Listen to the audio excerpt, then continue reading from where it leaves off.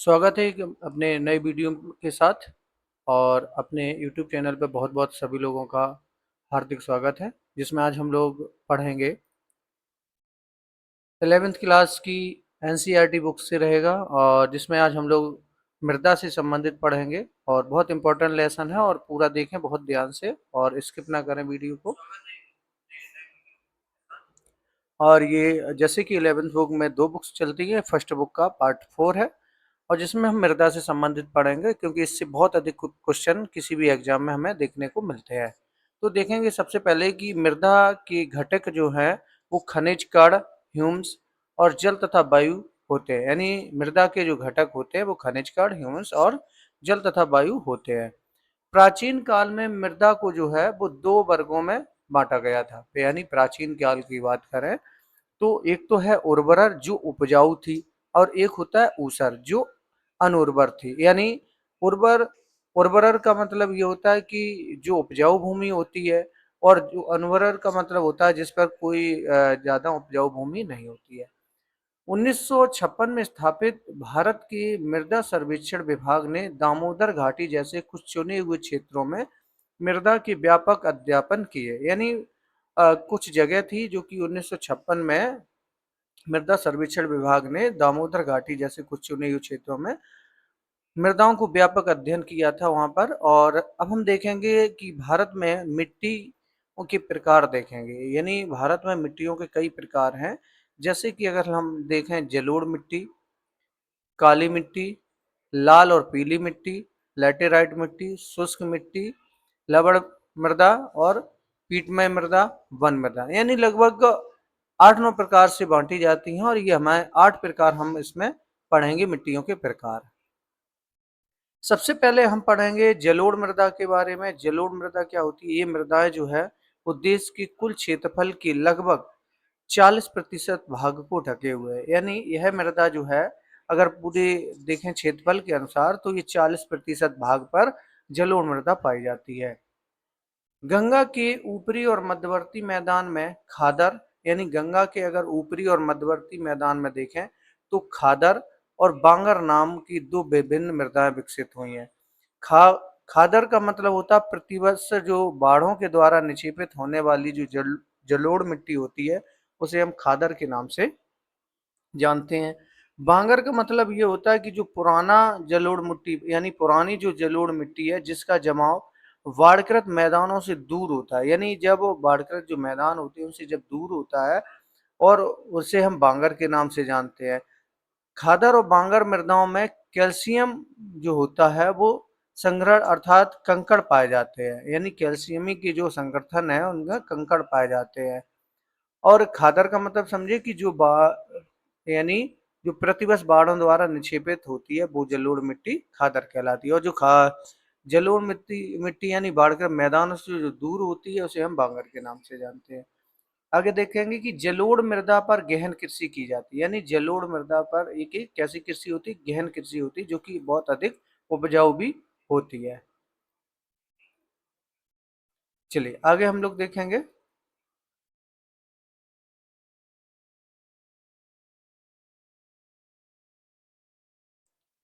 काली मृदा देख लेते हैं। काली मृदा क्या होती है? काली मृदा जो है वो दक्कन के पठार के अधिकतर भाग में पाई जाती है। इसमें महाराष्ट्र के कुछ भाग, गुजरात, आंध्र प्रदेश तथा तमिलनाडु के कुछ भाग शामिल है। यानी जो काली मिट्टी है वो दक्कन पठार में अधिकतर पाई जाती है, और जिसमें अगर हम देखें तो महाराष्ट्र है, गुजरात है, आंध्र प्रदेश तथा तमिलनाडु के इसमें कुछ भाग सम्मिलित है। इन मृदाओं को रेकर तथा कपास बाली भी मिट्टी कहा जाता है। यानी कपास की भी मिट्टी, काली मिट्टी को कपास की मिट्टी भी कहा जाता है और रेकर भी कहा जाता है। रासायनिक दृष्टि से काली मृदाओं में चूने, लोहा, मैग्नीशियम तथा एल्युमिनियम की तत्व जो है काफी मात्रा में पाए जाते हैं। इसमें पोटास की भी मात्रा पाई जाती है। अब हम देखेंगे लाल और पीली मृदा। लाल और पीली मृदा को हम पढ़ेंगे। तो लाल और पीली मृदा क्या है? लाल मृदा का विकास दक्षिण के पठार के पूर्वी यानी लाल मृदा का जो विकास है वो दक्कन के पठार के पूर्वी तथा दक्षिणी भाग में कम वर्षा वाले उन क्षेत्रों में हुआ है। अगर पीली मिट्टी की बात करें तो पीली और लाल मृदा जो है उड़ीसा तथा छत्तीसगढ़ के कुछ भागों और मध्य गंगा के मैदान के दक्षिणी भागों में पाई जाती है। यानी यानी अगर हम देखें तो पीली और जो लाल मृदा है वो उड़ीसा तथा छत्तीसगढ़ के कुछ भागों में और मध्य गंगा के मैदान के दक्षिणी भागों में पाई जाती है। आगे हम देखेंगे कि इस मृदा का जो लाल रंग है, यानी इस मृदा का लाल रंग रबेदार तथा कायांतरित चट्टानों में लोहे के व्यापक विसरण के कारण होता है। यानी अगर हम देखें तो इस मृदा का लाल रंग जो है वो रबेदार तथा कायांतरित चट्टानों में लोहे के व्यापक विसरण के कारण होता है। आगे हम देखते हैं कि जलयोजित होने के कारण यह चह पीली भी दिखाई पड़ती है। यानी जलयोजित होने के कारण यह जो है मिट्टी पीली भी हमें दिखाई पड़ती है। अब बात करते हैं, इनमें समानता नाइट्रोजन, फास्फोरस और ह्यूमस की कमी होती है। किसमें? लाल और पीली मृदा में। अब हम बात करते हैं लैटेराइट मिट्टी की। लैटेराइट एक लैटिन शब्द यानी लेटर से बना है जिसका शाब्दिक अर्थ होता है ईंट। लैटेराइट मृदाएं उच्च तापमान और भारी वर्षा के क्षेत्रों में विकसित की जाती है। यानी लैटेराइट जो मृदाएं हैं वो उच्च तापमान और भारी वर्षा के क्षेत्रों में विकसित की जाती है। लैटेराइट मृदा कृषि के लिए पर्याप्त उपजाऊ नहीं है। यानी लैटेराइट जो मृदा है वो कृषि के लिए पर्याप्त उपजाऊ नहीं है। तमिलनाडु, आंध्र प्रदेश और केरल में काजू जैसे वृक्षों वाली फसलों की खेती के लिए लाल लैटेराइट मृदाएं अधिक उपयुक्त हैं। यानी तमिलनाडु, आंध्र प्रदेश और केरल में काजू जैसे वृक्षों वाली फसलों की खेती के लिए लाल लैटेराइट मृदाएं अधिक उपयुक्त है। अब बात करते हैं शुष्क मृदाएं की।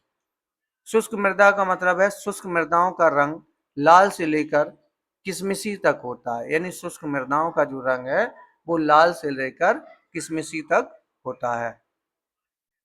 लवण मृदा की बात करते हैं हम। लवण मृदाओं में सोडियम, पोटेशियम और मैग्नीशियम का अनुपात अधिक होता है, अतः ये अनवरक होती हैं और इनमें किसी भी प्रकार की वनस्पति नहीं होती है। यानी किस मिट्टी में वनस्पति का उपजाऊ कम हो जाता है? जैसे सोडियम जिसमें पाया जाता है, पोटेशियम और मैग्नीशियम पाया जाता है। अब बात करते हैं पीटमय मृदाओं की। इन मृदाओं में जैव पदार्थ की मात्रा 40 से 50% कम 40 से 50% तक होती है। ये मृदाएं सामान्यतः गाढ़े और काले रंग की होती है। अनेक स्थानों पर ये क्षारीय भी है। ये मृदाएं अधिकतर बिहार के उत्तरी भाग, उत्तरांचल के दक्षिणी भाग, पश्चिम बंगाल के तटीय क्षेत्रों, उड़ीसा और तमिलनाडु में पाई जाती है। यानी अगर हम देखें तो ये मृदाएं अधिकतर बिहार के उत्तरी भाग, उत्तरांचल के दक्षिणी भाग, पश्चिम बंगाल के तटीय क्षेत्रों, उड़ीसा और तमिलनाडु में पाई जाती है।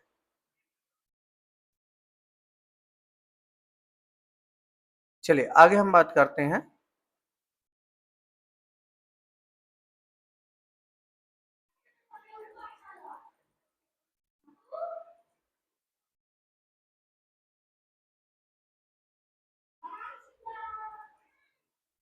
अब हम बात करते हैं मृदा अपरदन की। ये भी बहुत इंपॉर्टेंट पॉइंट है हमारा।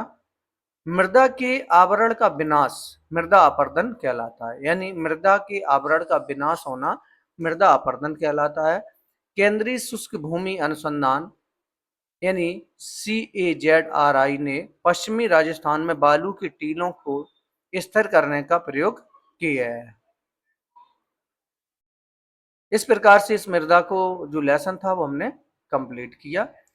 अब हम देखते हैं इससे बनने वाले प्रश्नों को भी देख लेते हैं। मृदा का सर्वाधिक व्यापक और सर्वाधिक उपजाऊ प्रकार कौन सा है? जलोढ़ मृदा है, जो कि 40% अपने क्षेत्रफल पर पाई जाती है। रेगुर मृदा का दूसरा नाम क्या होता है? रेगुर मृदा का मतलब होता है काली मृदा, या कपासी मृदा के नाम से भी जाना जाता है। अब हम बात करते हैं भारत में मृदा की ऊपरी परत ह्रास का मुख्य कारण क्या है? यानी भारत में मृदा की ऊपरी परत का ह्रास का क्या कारण है? जल अपर्दन। क्या है? जल अपर्दन के कारण उसका ह्रास होता है। भारत के सिंचित क्षेत्रों में कृषि योग्य भूमि निम्नलिखित में से किस कारण से लवणीय हो रही है? यानी भारत के सिंचित क्षेत्रों में कृषि योग्य भूमि निम्नलिखित में किस कारण लवणीय हो रही है? अति सिंचाई यानी अधिक सिंचाई के कारण जो है वो लवणीय हो रही है। बहुत इंपॉर्टेंट लेसन था।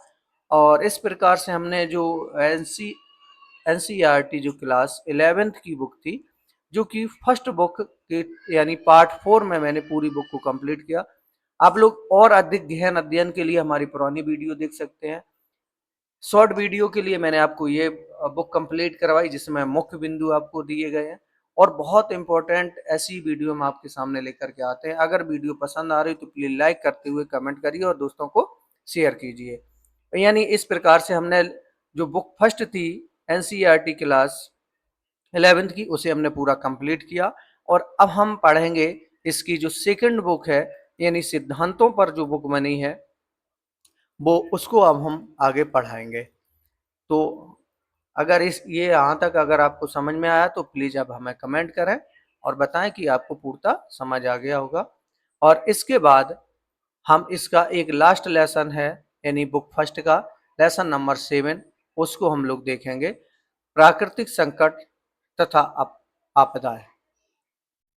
संयुक्त राष्ट्र के सभी सदस्य देश तथा अन्य देशों की बैठक प्राकृतिक आपदा न्यूनीकरण यानी लेसन नंबर 7 में संयुक्त राष्ट्र के सभी सदस्य देश तथा अन्य देशों की एक बैठक प्राकृतिक आपदा न्यूनीकरण विश्व कॉन्फ्रेंस 23 से 27 मई तक 1994 में याकोहामा नगरी में हुआ था। यानी इसका एक प्राकृतिक आपदा न्यूनीकरण का विश्व कॉन्फ्रेंस दिवस यानी 23 और 27 मई तक 1994 में याकोहामा में नगर में हुई थी इसकी सुनवाई।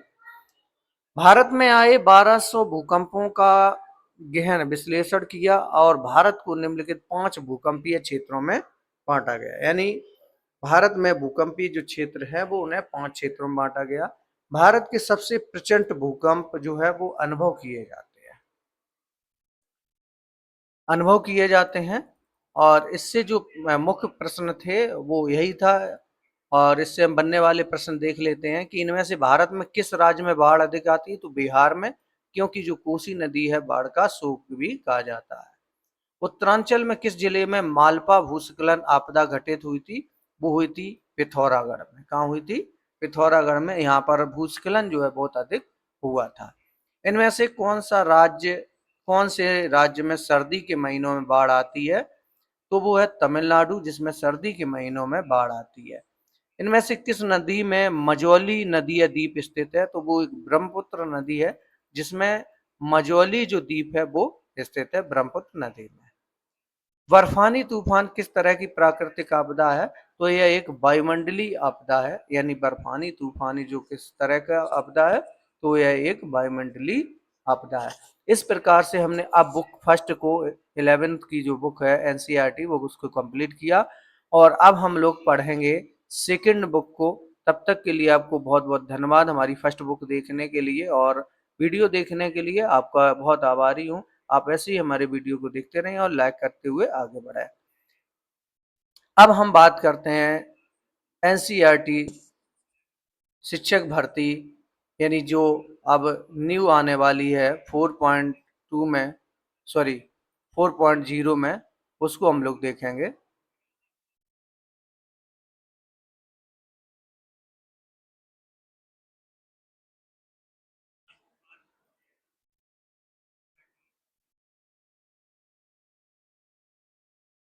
यानी इसमें अगर हम देखें तो अब 2025 के 25-26 के अनुसार जो भर्ती आने वाली है उसके लिए बहुत इम्पोर्टेंट रहेगा। तो आप पूरा वीडियो देखें और स्किप ना करें। चलिए अब हम स्टार्ट करते हैं जिसमें हम लोग लेसन वाइज एक चैप्टर वाइज नोट्स पढ़ेंगे और बहुत अच्छा वीडियो रहेगा। आप बने रहिए जिसमें हम 13 लेसनों को कंप्लीट करेंगे। यह जो है मीमांसा एक्सीलेंट एकेडमी के द्वारा क्रिएट किए गए हैं और उसके उसी की इसी चैनल की लिंक से आप इस वीडियो को भी देख पाएंगे। तो अब हम स्टार्ट करेंगे आगे। इसमें लेसन नंबर जो फर्स्ट पढ़ेंगे, यानी इस बुक का जो नाम, सेकंड बुक का नाम है भौतिक भूगोल के मूल सिद्धांत। कक्षा 11 के लिए पाठ्य पुस्तक है, बहुत इंपॉर्टेंट है, जिसमें हम लोग क्रम से जो है 13 लेसन पढ़ेंगे, लेकिन सबसे पहला हम जो लेसन पढ़ेंगे भूगोल एक विषय के रूप में पढ़ेंगे, इंपॉर्टेंट रहेगा। तो हम लोग स्टार्ट करेंगे और देखेंगे सबसे पहले भूगोल एक विषय के रूप में। देखेंगे कि सर्वप्रथम जो भूगोल शब्द का प्रयोग जो है वो इरेटोस्थनीज एक ग्रीक विद्वान, यानी इरेटोस्थनीज इसके भूगोल वेत्ता है सर्वप्रथम, जो एक ग्रीक विद्वान है, ग्रीक भाषी विद्वान है, जिन्होंने 276 से 194 ईसा पूर्व में इसका प्रयोग किया था भूगोल शब्द का। यह शब्द ग्रीक के भाषा के दो मूल शब्दों से बना है, एक तो जियो का मतलब होता पृथ्वी, एवं ग्राफिक्स का मतलब होता वर्णन या प्राप्त करना। मानव ने प्रकृति के साथ समझौता, अनुकूलन, एडेप्शन अथवा अपरिवर्तन, मॉडिफिकेशन के माध्यम से किया है। मानव ने यानी प्रकृति के साथ एक समझौता, अनुकूलन और अपरिवर्तन के माध्यम से किया हुआ है।